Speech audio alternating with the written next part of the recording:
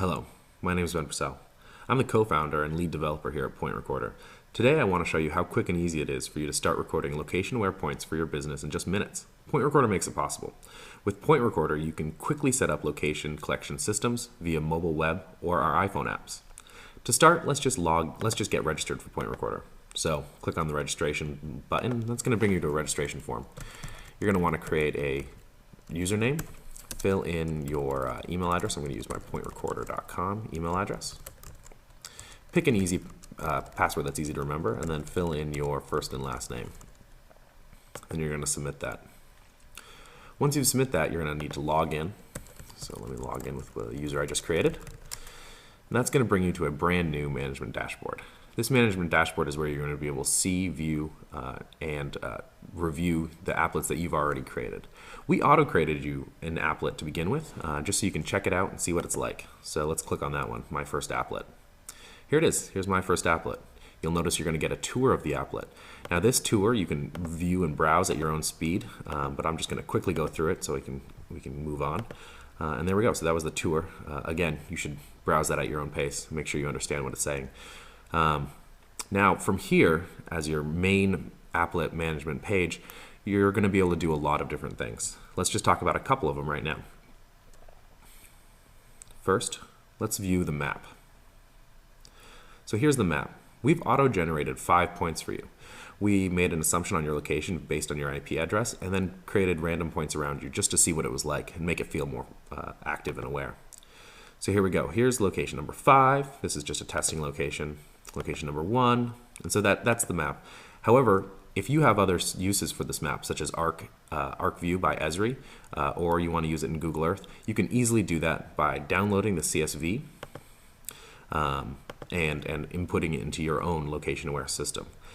A couple other things we should do right now. I'm going to add a couple categories. So I'm using this as a personal app, so I'm going to add food as a category, and I'm going to make that a nice dark red.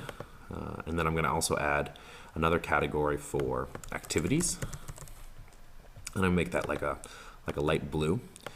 I'm picking colors so that on the map you can see what points are which, easily allowing you to sort and filter which locations are under what categories. I'm going to add one more, and this is going to be travel. I'm going to make that one some sort of green. So there we go. So now I've got 3 categories. When you're making categories, there are a couple things to think about. How you would most want to generally group the locations you're collecting. If you are a electric service company, you might want to group them in wire down, power outage, dangerous situation, etc. If you are a municipality wanting to record information from your citizens, you could use potholes, graffiti, lights out, and things like that. Remember to make these generalized so you can record lots of different points under that umbrella. So once you've done that, you now have categories. I'm going to refresh this page just to show you what that's like. And there we go. The next thing we should talk about is distributing your applet. Now this can be done in a bunch of different ways, but primarily it's done via SMS and email. You can also view embed and share options, which show you how to use an iframe to embed the map that we already have here into your website, your blog, etc. But for right now, I'm just going to use the SMS system and send out a message to myself so I can start recording points on my mobile applet.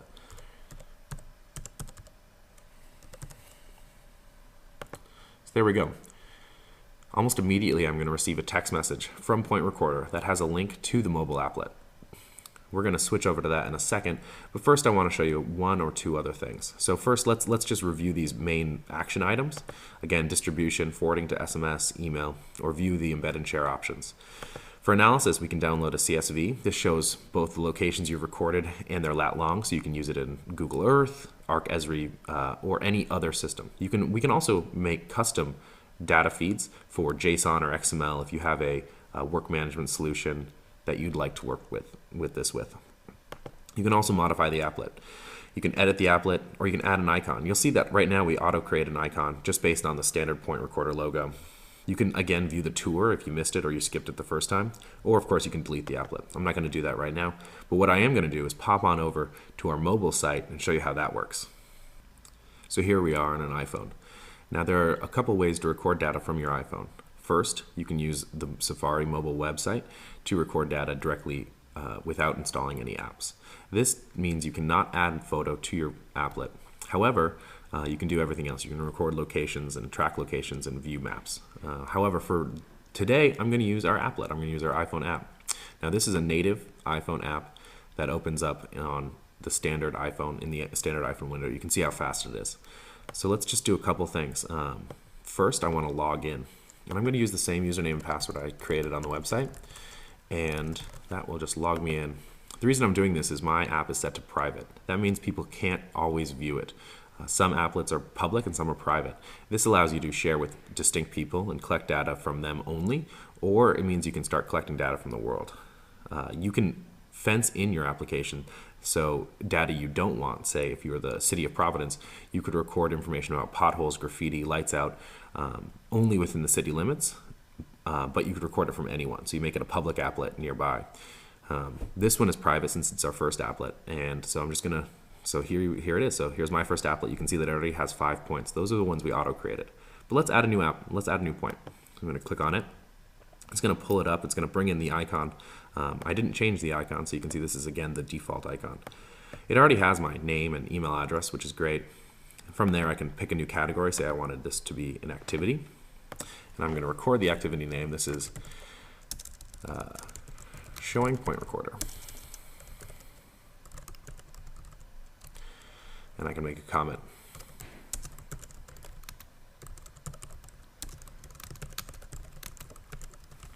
Then I'm just going to submit this.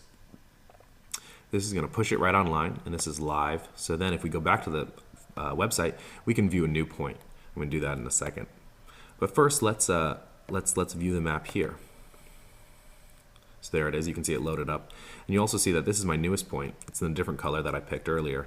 And here are the points that we created earlier. So there you go. That's creating and saving points into PointRecorder. I'm going to go back to the applet. I could quickly add a new point if I wanted to, but I haven't moved, so it's going to be in the same location. I'm going to show you a couple other things. So if we go back to home, you'll notice that we get our applications saved if they're recent apps. These are my most recent apps: Rhode Island Places, Providence's Best Graffiti, and then my first applet is the one we were just working on. You can also view public and nearby applets by going to the applets page. This will show you popular public applets and also nearby applets. These are ones that have a specific location defined, and I'm within the location that's defined, so I can record points to it. And then, of course, you can go back to your account and view it here. Thank you so much, and we will be showing you back on the website in a minute.